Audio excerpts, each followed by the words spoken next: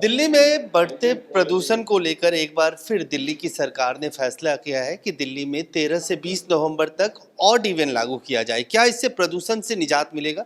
सलमान खुर्शीद साहब, पूर्व केंद्रीय मंत्री।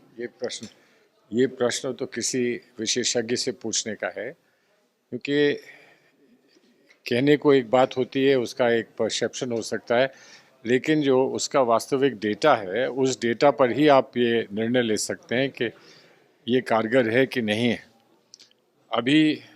अभी तक जो कुछ कार्रवाई हुई है, देर में हुई लेकिन हुई, उससे वातावरण में कुछ इम्प्रूवमेंट आया है।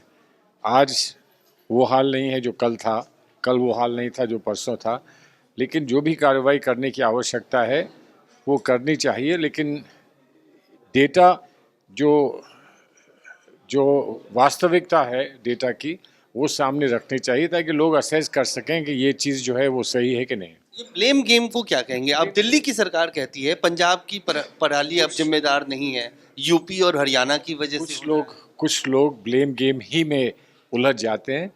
बात यह है कि आज हवा, वातावरण आज स्वच्छ है कि नहीं है, ये सवाल है। ब्लेम करने से क्या होगा?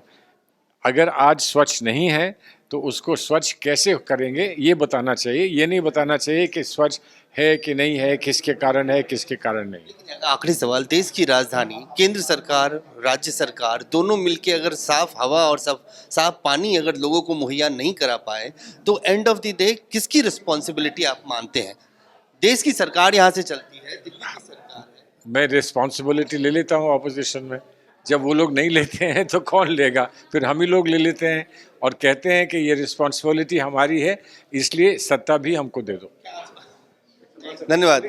साफ तौर से सलमान खुर्शीद साहब, इनका कहना है कि अगर ये दोनों ही सरकारें, बीजेपी और आम आदमी पार्टी की सरकार, अगर जवाबदेही नहीं लेती है तो विपक्ष जवाबदेही लेता है और सत्ता विपक्ष को सौंप देनी चाहिए। कैमरामैन फिरोज के साथ अजय झा, दैनिक सवेरा, दिल्ली।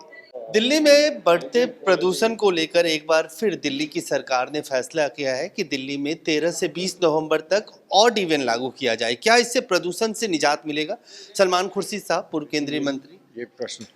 ये प्रश्न तो किसी विशेषज्ञ से पूछने का है, क्योंकि कहने को एक बात होती है, उसका एक परसेप्शन हो सकता है, लेकिन जो उसका वास्तविक डेटा है, उस डेटा पर ही आप ये निर्णय ले सकते हैं कि ये कारगर है कि नहीं है।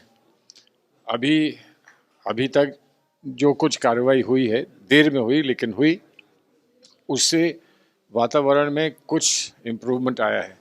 आज वो हाल नहीं है जो कल था, कल वो हाल नहीं था जो परसों था, लेकिन जो भी कार्रवाई करने की आवश्यकता है वो करनी चाहिए। लेकिन डेटा जो जो वास्तविकता है डेटा की, वो सामने रखनी चाहिए ताकि लोग असेस कर सकें कि ये चीज़ जो है वो सही है कि नहीं। ये ब्लेम गेम को क्या कहेंगे? अब दिल्ली की सरकार कहती है पंजाब की पराली अब जिम्मेदार नहीं है, यूपी और हरियाणा की वजह से कुछ लोग ब्लेम गेम ही में उलझ जाते हैं।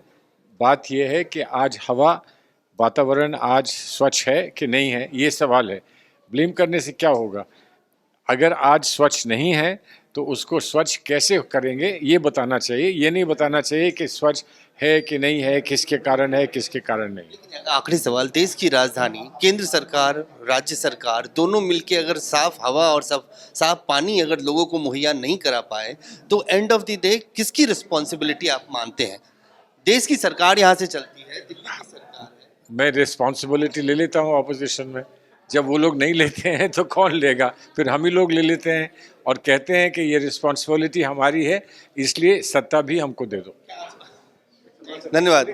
साफ तौर से सलमान खुर्शीद साहब, इनका कहना है कि अगर ये दोनों ही सरकारें, बीजेपी और आम आदमी पार्टी की सरकार, अगर जवाबदेही नहीं लेती है तो विपक्ष जवाबदेही लेता है और सत्ता विपक्ष को सौंप देनी चाहिए। कैमरामैन फिरोज के साथ अजय झा, दैनिक सवेरा, दिल्ली।